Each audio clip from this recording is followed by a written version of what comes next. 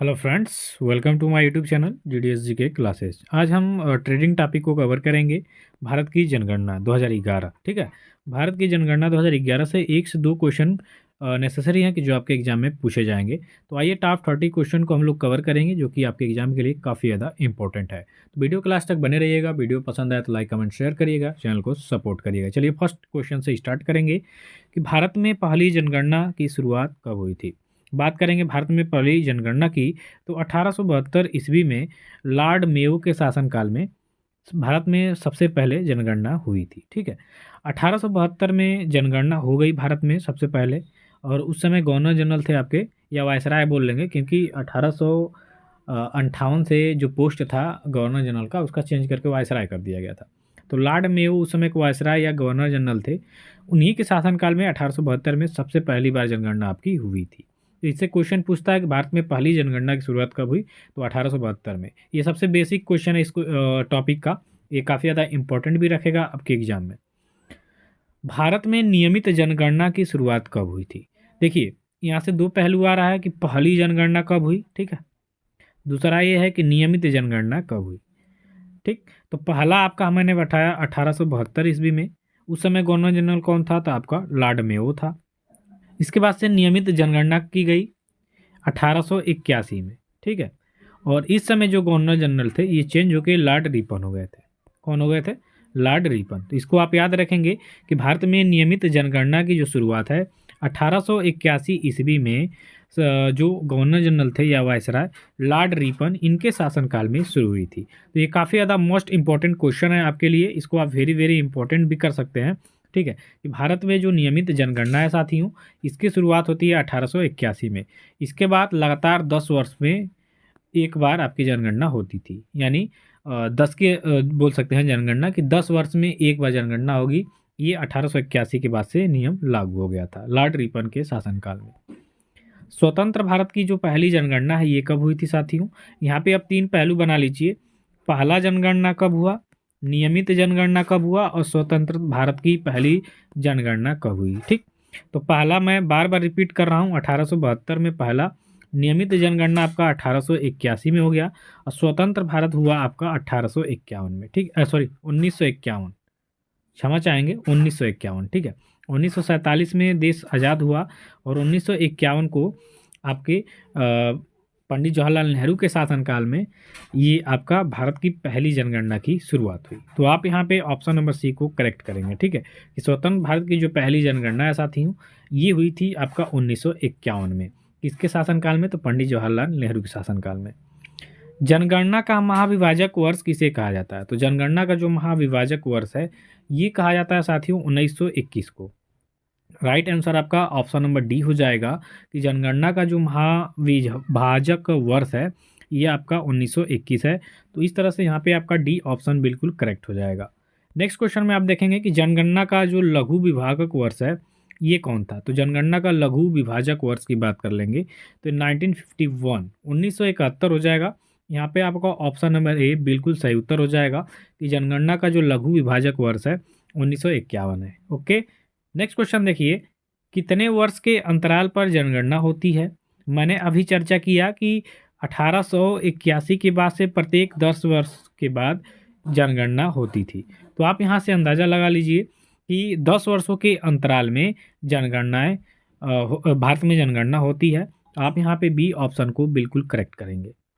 Next question की बात करेंगे कि जनसंख्या का अध्ययन क्या कहलाता है। ये देखिए एसएससी जीडी के एग्जाम में पीछे वाले वर्ष में ये क्वेश्चन पूछा था। तो जनसंख्या का अध्ययन कहता है डेमोग्राफी। डेमोग्राफी के अंतर्गत हम लोग क्या करते हैं साथियों? तो जनसंख्या का अध्ययन करते हैं। किसका अध्ययन? जनसंख्या का। किसके अंतर्गत? डेमोग्राफी के द्वारा। तो सी ऑप्शन करेक्ट हो जाएगा। इसके बाद आपका है कि 2011 की जनगणना स्वतंत्र भारत की कौन सी जनगणना थी। तो 2011 की जो जनगणना है स्वतंत्र भारत की 7वीं जनगणना थी। ठीक है। 15वीं जनगणना थी 1881 से आप देखेंगे तो 15वीं जनगणना थी, और स्वतंत्र भारत की ये 7वीं थी। तो डी ऑप्शन यहाँ पे आपका बिल्कुल करेक्ट आंसर हो जाएगा। इसके बाद आप देखेंगे कि पहली बार जाति पर आधारित जनगणना कब हुई। तो 1931 में 1931 में सबसे पहले जाति पे आधारित जनगणना हुई थी। जो इसका right answer option number A हो जाएगा। इसके बाद आप देखेंगे कि विश्व जनसंख्या दिवस कब मनाया जाता है साथियों। तो विश्व जनसंख्या दिवस आप प्रत्येक वर्ष देखेंगे तो 11 जुलाई को मनाया जाता है। यहाँ पे आपका ऑप्शन नंबर बी करेक्ट हो जाएगा। नेक्स्ट है 2011 की जनगणना के अनुसार भारत की जनसंख्या कितनी थी। अभी तो फिलहाल ऐसा बताया जा रहा है कि 142 से 40 करोड़ तक जनसंख्या पहुंच गई है भारत की, लेकिन 2011 की जनगणना के अनुसार देखेंगे तो 121.08 करोड़ थी। यानी सिंपली हम 121 करोड़ कहेंगे कि 2011 की जनगणना के अनुसार भारत में जो जनसंख्या है 121 करोड़ था।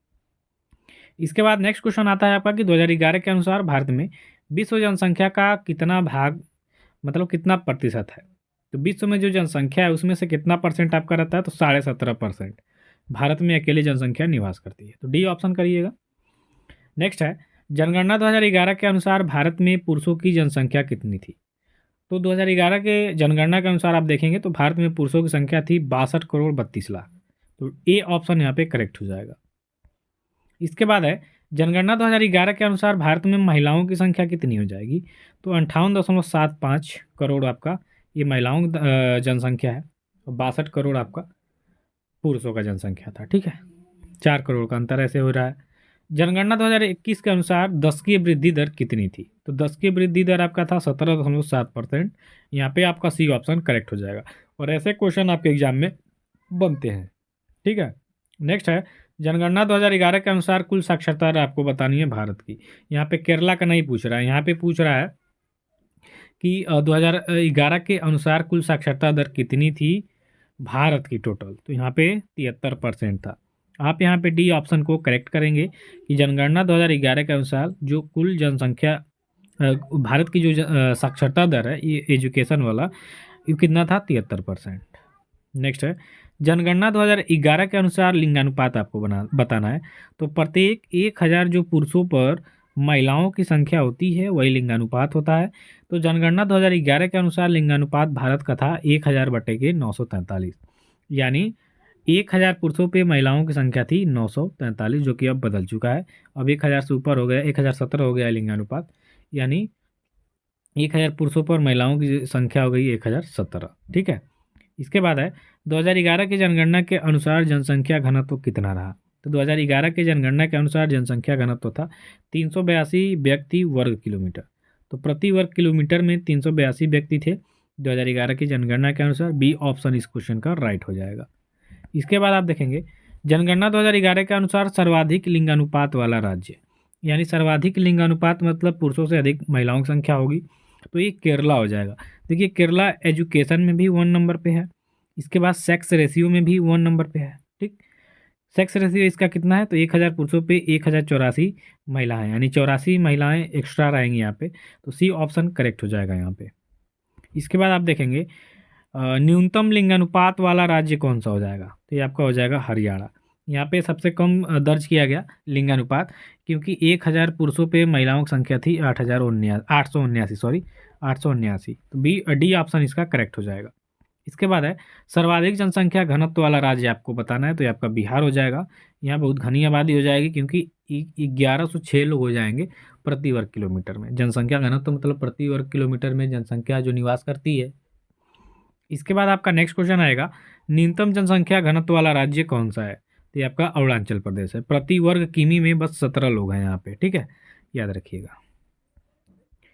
नेक्स्ट है सर्वाधिक जनसंख्या वाला राज्य आपको बताना है। तो आपका उत्तर प्रदेश 19 करोड़ था 2011 की जनगणना के अनुसार, अब 25 करोड़ तक हो गया होगा। न्यूनतम जनसंख्या वाला राज्य आपको बताना है। तो ये आपका हो जाएगा सिक्किम। डी ऑप्शन यहाँ पे करेक्ट हो जाएगा। इसके बाद आप देखेंगे सर्वाधिक साक्षरता वाला राज्य आपको बताना है। तो आपका केरला है। 100 में 100 कर नहीं सकते, तो 95 से ऊपर एबव यहाँ पे आपका एजुकेशन रेशियो। ठीक है, तो सर्वाधिक साक्षरता दर वाला राज्य है आपका केरल। ए ऑप्शन करेक्ट हो जाएगा। नेक्स्ट क्वेश्चन की बात करेंगे कि न्यूनतम साक्षरता वाला राज्य यहाँ पे आपको बताना है। तो आपका हो जाएगा बिहार। सबसे कम लगभग 60 से 62% तक ही एजुकेशन रेशियो है यहाँ पे। तो न्यूनतम साक्षरता वाला राज्य है आपका बिहार। ठीक है, चलिए नेक्स्ट क्वेश्चन देखिए अधिक जनसंख्या वाला जिला यहाँ पे पूछ दिया है। तो अधिक जनसंख्या वाला जिला हो जाएगा ठाणे, जो मुंबई का है। यहाँ पे आपका सी ऑप्शन करेक्ट हो जाएगा। नेक्स्ट करेंगे कि सबसे कम जनसंख्या वाला जिला आपको बताना है। तो सबसे कम जनसंख्या वाला दिबांग घाटी हो जाएगा। यहाँ पे आपका डी ऑप्शन करेक्ट हो जाएगा। ठीक है, इसके बाद आप देखिए कि भारत में सर्वाधिक झीलों वाला राज्य हो जाएगा आपका उत्तर प्रदेश। उत्तर प्रदेश में बात करेंगे झीलों की संख्या है 75, लेकिन अभी कुंभ चल रहा है तो यहाँ पे महाकुंभ को भी अस्थायी जिले के रूप में नियुक्ति की गई 76वां जिला के रूप में। ठीक है, तो वैसे मानिए कि 75 है यहाँ पे उत्तर प्रदेश में जिलों की संख्या। यहाँ पे आपका ए ऑप्शन बिल्कुल करेक्ट हो जाएगा कि भारत में क्वेश्चन पूछता है कि सर्वाधिक जिलों वाला राज्य उत्तर प्रदेश। नेक्स्ट है, भारत में कुल कितने राज्य हैं? तो भारत में टोटल राज्यों की संख्या हो जाएगी आपकी 28, 28। यहाँ पे आपका ऑप्शन नंबर बी करेक्ट हो जाएगा कि भारत में कुल कितने राज्य हैं? 28। ये बड़ा इजी क्वेश्चन था।